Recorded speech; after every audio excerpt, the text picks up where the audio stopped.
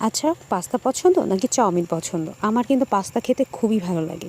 এই তো নতুন একটা পাস্তা আমি পেয়ে গেছি। এখন আমি গরম পানিতে খুব ভালো করে সেদ্ধ করে নিয়েছি।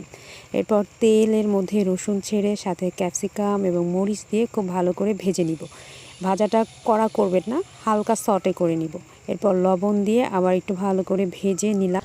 কাজে ফাঁকি দেওয়ার জন্য সবজিগুলো চারপাশে করে মাঝখানে আমি ডিমটা দিয়ে খুব ভালো করে ভেজে নিব, স্ক্রাম্বল করে নিয়েছি।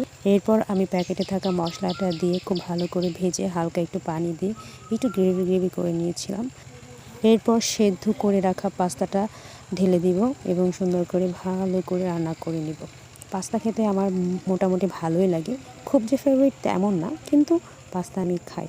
এভাবে রান্না করলে পাস্তা কিন্তু খুবই মজা লাগে। সাথে আপনি চিজ অ্যাড করতে পারেন, চিজ দিলে ফ্লেভারটা আরও সুন্দর হয়। আমি কিন্তু অরিগ্যানো অ্যাড করেছিলাম।